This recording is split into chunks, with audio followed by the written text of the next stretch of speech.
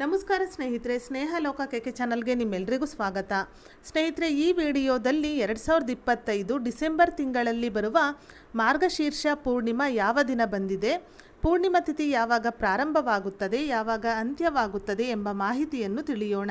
ಸ್ನೇಹಿತರೆ, ನೀವೇನಾದರೂ ಹೊಸದಾಗಿ ನಮ್ಮ ಚಾನಲ್ನ ನೋಡ್ತಾ ಇದ್ರೆ ಪ್ರತಿದಿನದ ವಿಶೇಷತೆಗಾಗಿ ನಮ್ಮ ಚಾನಲ್ನ ಸಬ್ಸ್ಕ್ರೈಬ್ ಮಾಡಿಕೊಂಡು ನನಗೆ ಸಪೋರ್ಟ್ ಮಾಡಿ.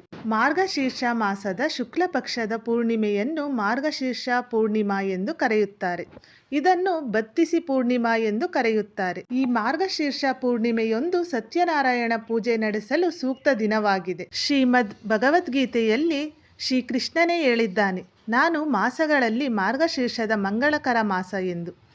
ಸತ್ಯಯುಗವು ಈ ತಿಂಗಳಿನಿಂದ ಪ್ರಾರಂಭವಾಯಿತು ಎಂದು ನಂಬಲಾಗಿದೆ. ಸ್ನೇಹಿತರೆ, ಈ ಬಾರಿ ಅಂದರೆ 2025 ಡಿಸೆಂಬರ್ ತಿಂಗಳಲ್ಲಿ ಬರುವ ಮಾರ್ಗಶೀರ್ಷ ಅಮಾವಾಸ್ಯೆ ಡಿಸೆಂಬರ್ 4ನೇ ತಾರೀಕು ಗುರುವಾರದಂದು ಬಂದಿದೆ.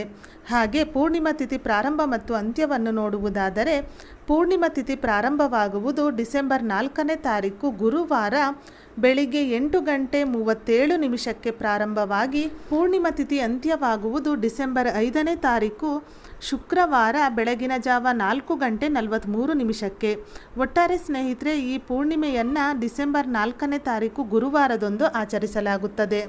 ಸ್ನೇಹಿತರೆ, ಈ ವಿಡಿಯೋದಲ್ಲಿ ಡಿಸೆಂಬರ್ ತಿಂಗಳಲ್ಲಿ ಬರುವ ಮಾರ್ಗಶೀರ್ಷ ಪೂರ್ಣಿಮಾ ಯಾವ ದಿನ ಬಂದಿದೆ, ಪೂರ್ಣಿಮಾ ತಿಥಿ ಯಾವಾಗ ಪ್ರಾರಂಭವಾಗುತ್ತದೆ, ಯಾವಾಗ ಅಂತ್ಯವಾಗುತ್ತದೆ ಎಂಬ ಮಾಹಿತಿಯನ್ನು ತಿಳಿಸಿದ್ದೇನೆ.